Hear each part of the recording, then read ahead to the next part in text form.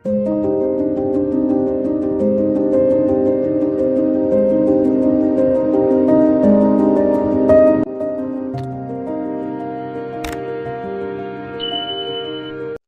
చెప్పి ఉన్నారు వాళ్ళలా. అవునా? ఓకేనా? శుద్ధ ఉష్ణము సత్విచారం వల్లనే పెరుగుతుందా మేడం? సత్విచారము దైవాన్ని కీర్తించడం ద్వారా శుద్ధ ఉష్ణం పెరుగుతుంది. సత్విచారం చేసి వచ్చామంటే మనకి నిద్ర రాదు. గమనించారా మేడం? మీరు క్లాసెస్ కూడా తీసినప్పుడు మీకు తెలుస్తుంది. తీశారు కదా? నిద్ర రాదు, తెలియని ఒక ఆనంద స్థితి ఉంటది. ఆ సత్విచారం ద్వారా మనలో జ్ఞానం పెరగడం కూడా తెలుస్తుంది. ఓకే, దైవాన్ని కీర్తించడం, ఈ రెండు చేసినప్పుడు శుద్ధ ఉష్ణం పెరుగుతుంది. అర్థమైందా? కీర్తించడం. ఓకే, అవును, దైవాన్ని కీర్తించండి, అప్పుడు శుద్ధ ఉష్ణం పెరుగుతుంది. మేడం, మనకంటే ఇప్పుడు మనం సద్విచారము దైవాన్ని కీర్తించడం వల్ల శుద్ధ ఉష్ణం వల్ల నిద్ర రావడం లేదు. మరి కొంతమందికి మామూలుగా నార్మల్ గా నిద్ర రాదు, వాళ్ళకి ఎందుకు రాదు? ఒకటి, ఆలోచనలు ఎక్కువ ఉన్న వాళ్ళకి నిద్ర రాదు మేడం. ఓకే. రెండవది, ధ్యాన స్థితిలో వాళ్ళు తుర్యానికి చేరుకుంటే నిద్ర రాదు మేడం. తుర్యంలో నిద్ర ఉండదు, ఎరుపు ఉంటది. ఈ రెండు కారణాలు ఉంటది. ఈ రెండిట్లో ఏదో ఒకటి ఉండొచ్చు. నాకైతే కన్ఫర్మ్ గా నేను చెప్పలేదు. మనిషిని చూసిన తర్వాత వాళ్ళతో మాట్లాడితే అర్థమవుతుంది. అయితే మేడం, నేను వచ్చేది ఏంటంటే ఇట్లా అంటే మన ధ్యానంలోకి రాని వాళ్ళు కొంతమంది మాకు నిద్ర పట్టట్లేదు అది ఇది అంటారు కదా, వాళ్ళకి ఎందుకు నిద్ర పట్టదు మరి? ఇప్పుడు మనకంటే మీరు అన్నట్టుగా శుద్ధ ఉష్ణం. ఆలోచనలు ఎక్కువ ఉన్నప్పుడు నిద్ర ఎలా వస్తుంది అంటే వాళ్ళని వాళ్ళు తక్కువ చేసుకుంటారా మరి? అక్కడ ఏంటి, కొంతమంది అంటే నాకు ఆరోగ్యం లేదు మేడం, వాళ్ళకి ఒకటి కుటుంబం పట్ల ఆలోచన ఉండొచ్చు, లేకపోతే వాళ్ళ ఇంట్లో ఎవరి పట్లన్నా ప్రేమ ఎక్కువ ఉండి వాళ్ళ పట్ల ఉన్న ఆలోచనలు ఉండొచ్చు. ఇప్పుడు ఏంలే మేడం, ప్రియుడు ప్రియురాలే తీసుకోండి, ఒకరిని ఒకరు విడి దూరంగా ఉన్నప్పుడు నిద్రపోతారా? నిద్రపోరు, ఒకరిని ఒకరు ఆలోచిస్తూనే ఉంటారు. అలాగా ఆలోచన అన్నది ఎలా అన్నా ఉండొచ్చు, దేని గురించి అన్నా కూడా ఉండొచ్చు. కొంతమంది సంపాదన గురించి ఉంటది, అరే మనం సంపాదించాలి అన్నదాన్ని ఉంటది. కొంతమంది అప్పులు, అరే నాకు ఇంత అప్పు అయిపోయిందే ఎట్ట కట్టేది అన్న వ్యసనం ద్వారా కూడా ఆలోచిస్తూనే ఉంటారు. మనం ఆల్రెడీ మనసు యొక్క గుణాలు 5 ఉంటాది, 5 విధాలుగా పనిచేసేది మనసు అని చెప్పుకున్నాం, గుర్తుందా? 5 విధాలుగా పనిచేస్తుంది మనసు అని గుర్తుందా? ఒకటి, మంచిగా ఆలోచించడం. రెండోది, చెడుగా ఆలోచించడం, అదే పాజిటివ్ నెగటివ్. ఓకేనా? మూడోది, శక్తి. సద్బుద్ధి దుర్బుద్ధి. నాలుగోది, ఊహాగానాలు పాడుతుంది, విజువలైజ్ చేస్తుంది. ఐదవది నిద్ర. ఈ 5 చెప్పుకున్నాం, గుర్తుందా? గుర్తొచ్చిందా? అయితే ఈ 5 పనులు కూడా ఎవరు చేస్తారంటే ఈ 5 కూడా మనసే చేస్తుంది. ఈ మనసుకి ఇచ్చిన పనులు ఇవి. ఈ పని వచ్చి 5 చేస్తుంది. మనం ఏం చేస్తుంటామంటే ఎప్పుడు ఆలోచన తరంగణాల్లోనే ఉండిపోతే నిద్ర రాదు. నిద్ర 5వది. ఇవన్నీ ముగించుకొని వెళ్ళి పడుకొని నిద్రపోవాలి. దీంట్లో నేను మీకు మనము క్రియేషన్ ప్రాసెస్ కూడా మీకు ఈ 5 పెట్టే మీకు నేర్పించాను. క్రియేషన్ ప్రాసెస్ కూడా గుర్తుందా? ఏదన్నా మనకి కావాలి అనుకున్నప్పుడు, ఇప్పుడు ఉదాహరణకి మన రోహిత్ అనుకో, రోహిత్ సార్ మీ గురించి చెప్తాను, మీరు ఉండే పోస్ట్ కంటే ఇంకా హైయెస్ట్ పోస్ట్ వెళ్ళాలనుకున్నారు. అప్పుడు ఏం చేయాలి అంటే ఫస్ట్ ఏం చేయాలి, ఈ 2 ఉండాలి కదా, ఈ రెండిట్లో ఆలోచన పాజిటివ్ నెగటివ్ ఉంటది. దాంట్లో ఏం చేయాలి, ఫస్ట్ పాజిటివ్ తీసుకోవాలి, నెగటివ్ వద్దు. నాకు వస్తుంది, నాకు హయ్యర్, దీనికంటే హయ్యర్ పోస్ట్ వస్తుంది అని మీరు భావిస్తారు. దీన్ని వచ్చి ఆలోచనలో పెట్టుకుంటారు. ఈ ఆలోచనని తిరిగి తిరిగి జ్ఞాపకంలోనే ఉంచుకుంటారు. ఆ తర్వాత ఏం చేస్తారు? ఊహాగానం చేస్తారు. మీరు పొందినట్లు, మీకు దాంట్లో ఇంకా ఎక్కువ ఆ మంచి మర్యాద, ఇంకొంచెం ఎక్కువ హోదా, ఇదన్నీ వచ్చినట్లు మీరు దాన్ని విజువలైజ్ చేసుకుంటారు. ఈ ఊహాగానాన్ని చక్కగా విజువలైజ్ చేసుకున్నాక ఏం చేస్తారు? హాయిగా పడుకునేస్తారు. అప్పుడు నిద్రలో ఏమవుతుంది అంటే, నిద్రలో మీరు తురియానికి వెళ్ళడం అనేది జరుగుతుంది. తురియానికి వెళ్ళినప్పుడు అక్కడ మీకు ఏదైతే తలుస్తూ వెళ్తారో అక్కడ మీకు అది సంభవంకి వస్తుంది. అంటే ఇక్కడ మన యొక్క ప్రపంచంలో జరగడానికి అవి వచ్చేస్తున్నాయి. అదిదా మనం ఏం చేస్తుంటామో, ఇది మనకి యూనివర్స్ ఇస్తుంది, యూనివర్స్ కి మనం పెట్టేస్తే యూనివర్స్ ఇస్తుంది అన్నంతా మనం చెప్పేది. కానీ ఈ ప్రాసెస్ మనం చేసినప్పుడు ఏదైనా సరే మనకు జరుగుతుంది. ఓకేనా? అర్థమైందా? ఓకే. సో నిద్ర ఎందుకు రాలేదు అంటే, వాళ్ళు ఆలోచన తరంగాల్లోనే ఆగిపోయారు. అది దేని గురించి అన్న ఆలోచన ఉండదు, కానీ ఆలోచనలో ఉన్నారు. అది మంచి కావచ్చు, చెడు కావచ్చు. ఆలోచనలో ఉన్నప్పుడు వాళ్ళకి నిద్ర రాదు.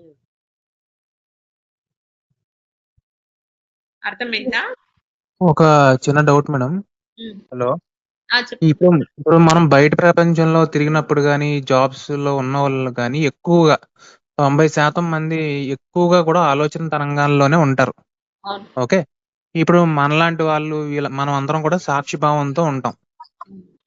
ఇవి వేరే ఫ్రీక్వెన్సీతో ఉంటాం. ఈ సమూహాన్ని ఒక్కొక్కసారి బీట్ చేయాలి అంటే అంటే అంటే ఎక్కువ శాతం వాళ్ళు ఉంటారు కదా. సో దాన్ని మనం ఒక్కొక్కసారి ఎలా హ్యాండిల్ చేయాలంటారు? అంటే ఆఫ్ కోర్స్ మనకు అనుగ్రహం అంతా ఉంటది, బట్ ఒక్కొక్కసారి మనకి ఏంటంటే హ్యూజ్ అంటే ఒక 90% ఉంటారు కాబట్టి ఆ సమూహం సమిష్టి మానసం అంటారు కదా. సో ఆ ఆలోచన తరంగాలన్నీ కూడా వస్తూ ఉంటాయి కలిసి సమూహాలతో. అవి మనకి అంటే అనుగ్రహం అనేది మనకి ఎప్పుడు ఉంటది, బట్ అది ఎలాగా ఒక్కొక్కసారి అర్థం అది మీ అనుభవం మనం చెప్తారా? అవాయిడ్ చేసుకోవాలి. Okay okay. అదే కదా. నిజంగా అవును. నిజంగానే నాకు కూడా కొన్ని సందర్భాలలో అలాంటి వాళ్ళు ఎక్కువ ఉన్నప్పుడు ఆ చోటికి వెళ్ళామనుకో, మనకి ఎరుక లేకుండానే వాళ్ళ థాట్స్ మనకి వచ్చేస్తుంది, వాళ్ళ ఆలోచనలు వచ్చేస్తుంటాయి. కానీ మనము ప్రతిసారి కూడా దాన్ని అంటే ఇక్కడే మన మనసుతో మనం పని చేయించాలి. ఇది నాకు వద్దు, ఈ ఆలోచన వస్తున్నాయి, ఈ ఆలోచన సరికాని ఆలోచనలు, మనకి అవసరం లేని ఆలోచనలు, వెంటనే ఏం చేయాలి? ఇది వద్దు అని కట్ చేసి ఈ మనసుని ఏం చేయాలంటే అలాంటి సమయముదా మనము మహామంత్రము దానికి అప్పచెప్పేయాలి. ఇప్పుడు మనం గుర్రం ఉందనుకో, గుర్రం అన్నది మనసు. ఓకేనా?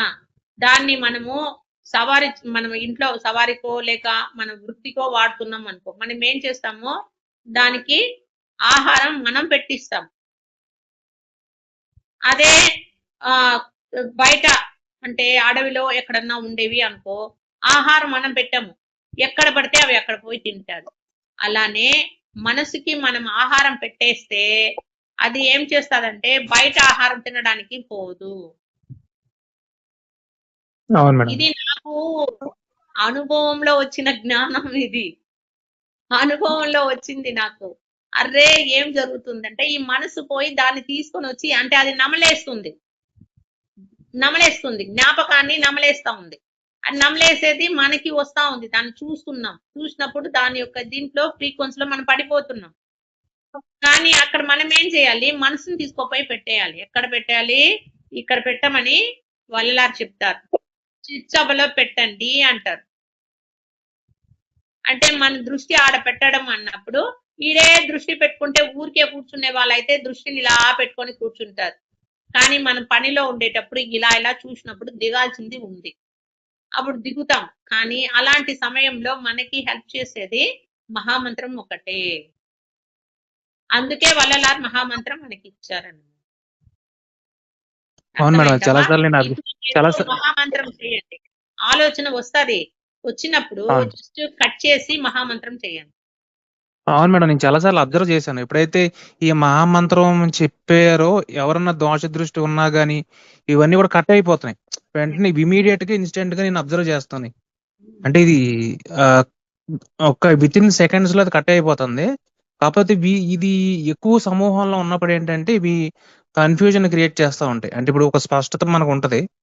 బట్ ఇక్కడ ఏంటంటే వీళ్ళందరూ ఉన్నప్పుడు ఏంటంటే ఒక కన్‌ఫ్యూజన్ క్రియేట్ బట్ మహామంత్రం అనేది ఎప్పుడు అదైతే నాకు బాగా ఒకటే కరెక్ట్‌గా మనకి పనిచేస్తుంది. కవచం. అది ఒక్కటే మనకి కవచం. అవును. దాని ద్వారా మనం ఎందుకంటే ప్రపంచంలో ఇక్కడ ఉంటున్నాం అందరూ అసలు జాబ్‌కి వెళ్ళే వాళ్ళంటే ఎన్నో రకాలైన మనుషుల్ని చూడాల్సిందే. అవునండి. హ్మ్. అలాంటప్పుడు మనకి అదే రక్ష అవుతది. కానీ అదే సమయము మనం ఇది కూడా గుర్తుంచుకోవాలి. ఎప్పుడు కానీ మనం చెప్తుంటాం కదా! అందరిలో దైవం ఉంది, దైవం ఉందని. అప్పుడు మనం ఏం చేయాలి? వారిలో కూడా దైవం ఉంది. మనము అగవలు వింటున్నాం గదా! అగవల్లో ప్రతి జీవి కూడా స్టెప్ బై స్టెప్ అన్ని నేర్చుకుంటూ వస్తాడు. ఎలా దైవానుగ్రహంతోనే నేర్చుకుంటూ వస్తాడు అని మనకి చెప్తున్నారు కదా! దైవం అనుగ్రహం లేకుండా ఏది జరిగేది లేదు అని. ఓకే. అలా వాళ్ళకి ఆ స్థితి వరకు వాళ్ళొచ్చున్నారు. ఇంకా ఎదగాలి, ఎదుగుతారు. కాబట్టి మన పని వాళ్ళతో ఏం పని ఉందో ఆ పని వరకు మనం చేసుకోవాలి. ఎక్కువ వాళ్ళతో మాట్లాడడము, ఎక్కువగా వాళ్ళ యొక్క దీంట్లో దిగినప్పుడే వాళ్ళ ఆలోచన మనకొచ్చేస్తది. సో, అందువల్ల ఎవ్వరితోనూ ఎక్కువ వద్దు. అదే సమయము ప్రేమను ఎలా పంచాలో అలా పంచండి. ప్రేమగా మాట్లాడండి, స్మూత్‌గా మాట్లాడండి. వాళ్ళకేదన్నా సహాయం కావాలి అన్నప్పుడు మీ వల్ల అయితే చెయ్యండి. అంతేగాని ఎక్కువ ఇన్వాల్వ్ అవ్వద్దు. ఇన్వాల్వ్ అయినప్పుడుదా మనకి ఆ థాట్స్ ఎక్కువ వస్తాది. ఓకే. అర్థమైందా? ఓకే. Thank you. ప్రేమ్‌జ్యోతి. అరిటారు. మేడం, ఆత్మలు ఇప్పుడు ఆది నుంచి ఉన్నాయి అన్నారు కదా, ఆత్మలు అన్ని ఆత్మలు ఉన్నప్పుడు మరి మనం బాలాత్మ, వృద్ధాత్మ ఇన్ని రకాలు చెప్పుకుంటున్నాం కదా, అవన్నీ ఎలా వచ్చాయి అనేది నాకు పోయినసారి నేను మీకు మెసేజ్ చెప్తాను చేశాను. వినండి. దైవం దగ్గర ఆత్మలన్నీ అలానే ఆగినాయి. ఆత్మలు ఎలా ఉన్నాయి అని మనం చూసినప్పుడు అవి 3 రకాలుగా విడినాయంట. కొన్ని వచ్చి పైన జ్ఞాన శరీరంతో అట్టే ఉండిపోయినాయి. అంటే ఆ రూపం తీసుకోకుండా ఆత్మ స్థితిలోనే అలానే ఉన్నాయంట. కొన్ని ఏం చేసినాయి అంటే కొన్ని దేవతా రూపం వరకు వచ్చి ఆగి ఉండాది. కొన్ని ఏం చేశాయి అన్నప్పుడు కొన్ని వచ్చి జన్మలు తీసుకున్నాయి. ఎలా తీసుకున్నాయి జ్ఞానం పొందడానికి? ఫస్ట్ రాళ్ళ నుంచి రాళ్ళు, మట్టి, ఖనిజాలుగా జన్మలు తీసుకున్నాయి. అలా స్టెప్ బై వచ్చినాయి. ఓకేనా?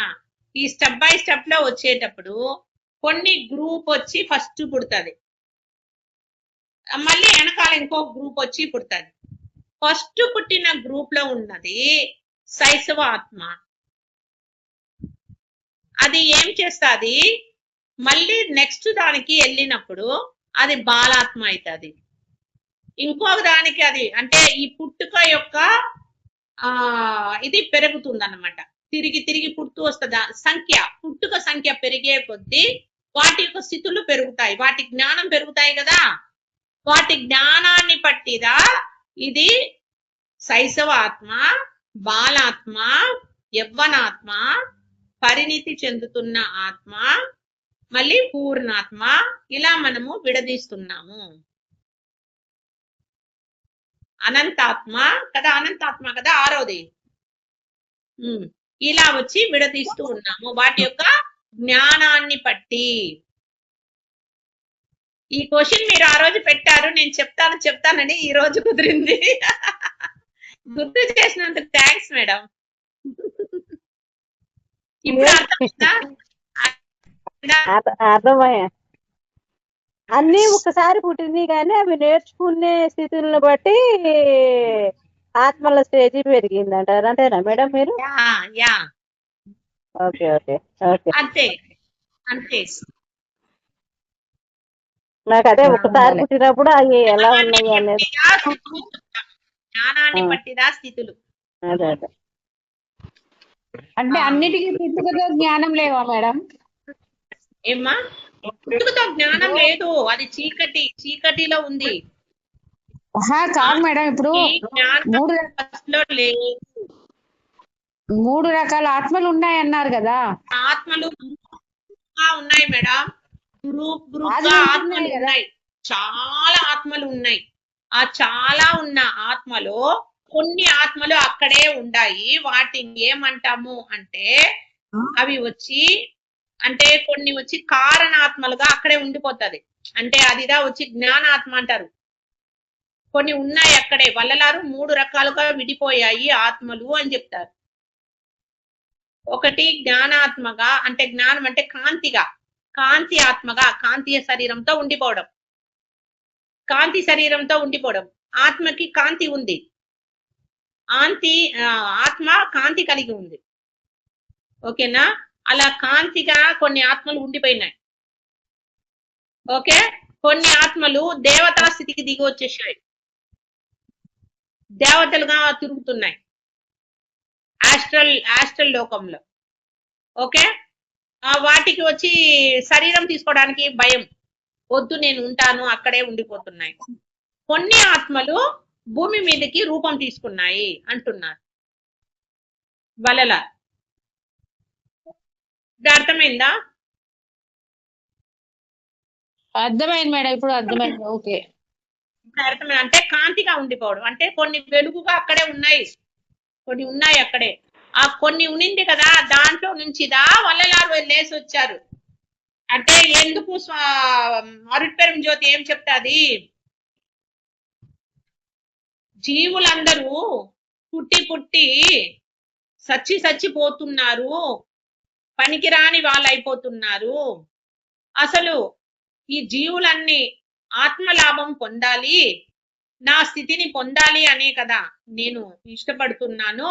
మరి వీటికి తెలియడం లేదు, వీటికి ఆ జ్ఞానాన్ని బోధించి రావాలి అని చెప్పి వల్లలారిని పిలిపించిందన్నమాట. అంతమంది కాంతి దేహంతో ఉన్న వాళ్ళు, కాంతి అంటే వెలుగుగా ఉన్న వారిలో వల్లలారిని పిలిపించి నువ్వు వెళ్ళు అని పంపించాడు దైవం. అర్థమైందా? అందుకే ఆయన ఆ పని మీద వచ్చాడు కాబట్టి ఆ పని మీదే ఫోకస్ చేసి ఆ పనిని మనకి ముగించి చూపించాడు. అర్థమైందా? అర్థమైంది మేడం, అర్థమైంది. మామూలుగానే మీలో నాలో అందరిలో ఉన్న జీవుడు కాంతిగానే ఉన్నాడు. నేను ఒక అనుభవం చెప్తాను. మా ఫ్రెండ్ ఆయన సారు శ్రీనివాస్ సార్ అని ఓంకార ధ్యానం నేర్పిస్తాడు. పిరమిడ్ సొసైటీనే ఆయన, హీలింగ్ మాస్టర్ ఆయన. ఆయనకి ఒకసారి కట్టాలు వెళ్ళేటప్పుడు సడన్ గా ఆయనకి తెలియకుండా కింద పడిపోయారు. బండిలో వెళ్తూ పక్కన ఒక ఆయన బ్యాక్ లో కూర్చోన్నారు, పడిపోయారు. పడిపోయిన వెంటనే ఈయనకి చేతులు కాళ్ళు ఏం ఆడలే, అట్టే పడిపోయినాడు. పక్కన ఉన్న ఆయన ఈయన లేపుతా ఉన్నాడు. ఈయన పక్కనే ఈయనలో నుంచి ఒక వెలుగు బయటకు వెళ్ళి తిరిగి వచ్చిందండి. ఓకే, అర్థమైందా? మన ప్రాణముదా వెలుగు. వెలుగునే మనం ఏమంటున్నాము? వెలుగే ఆత్మ, ఆత్మే బిందు అంటాం. ఈ వెలుగుదా జీవుడు. ఓకే, అర్థమైందా? ప్రతి జీవి కూడా వెలుగై ఉన్నాడు. ఇప్పుడు జ్ఞానాత్మలు అంటే వాళ్ళు జన్మ తీసుకోవడానికి ఇష్టపడక అక్కడే అదే వెలుగు రూపంలో అలాగే ఉండిపోయారు. దేవతాత్మలు అంటే వీళ్ళేంటి?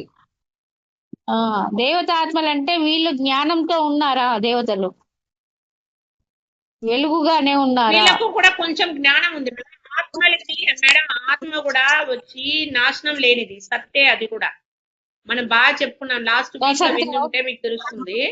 అది కూడా జ్ఞానం కలిగి ఉంది. అంటే పూర్ణ జ్ఞానం కాదు, మహా జ్ఞానం కాదు, దానికి కూడా కొంచెం జ్ఞానం ఉంది. కానీ ఆ జ్ఞానంతో పాటు అది ఏం కలిగి ఉంది? అహం కలిగి ఉంది. అహం అనేది ఆత్మ కలిగి, అది దేవుడు కాలేకపోయింది, దైవం కాలేకపోయింది. అవును. ఇప్పుడు అందువల్ల అది అదే దేవతాత్మలకి స్థితిలోనే అహం ఉన్న స్థితిలోనే ఉంది. అది ఉన్న స్థితిలోనే ఉంది. అది ఉన్న స్థితిలోనే ఉంది. పైపడి జ్ఞానం కావాలన్నది లేదు. యాక్చువల్లీ భూమికి అంతా మనం జీవస్థితి మనం పొందడానికి వచ్చిందే ఏం జ్ఞానము అంటే, మేడం లాస్ట్ టైం చెప్పుంటారు, దైవం అయ్యే జ్ఞానం పొందడం కోసమే వచ్చినాము. దైవం అయ్యే జ్ఞానంకి ఏం చేయాలంటే అహాన్ని తొలగించుకోవాలి. బేసికే అదన్నమాట. మనము అది గుర్తు పెట్టుకోవాలి. అదిదా మనకి బేస్మెంట్ అన్నమాట. మనం వచ్చిందే దైవం అవ్వడం కోసము. ఆ దైవం అయ్యే జ్ఞానం పొందడం కోసమే మనం అందరూ వచ్చినాం. చీకటి అంటే అజ్ఞానం, అదిదా అహము. ఓకే, అహంతో ఈ ఆత్మ కలిసిపోయింది. ఇది ఎన్ని పర్సెంట్ కలిసి ఉందో అన్ని పర్సెంట్ బట్టి మేడం.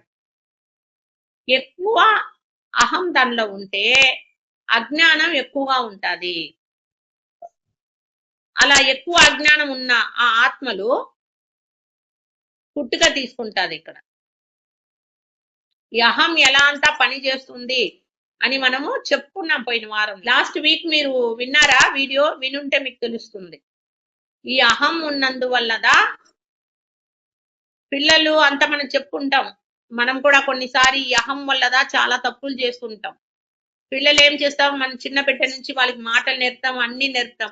చివరిగా వాళ్ళు ఏం చేస్తున్నారు, ఆ మాటలతో పెద్దవాళ్ళని తిడుతున్నారు. ఎందుకు? వాళ్ళలో అహం వచ్చేసింది, అహం ఎక్కువ పనిచేస్తుంది. అలానే మనలో కూడా అహం అప్పుడప్పుడు తలదీస్తుంది కదా, తీస్తున్నది కదా. అదిదా మనం చూసి అహాన్ని తొలగించుకునే పనిలోదా మనం దిగాలి.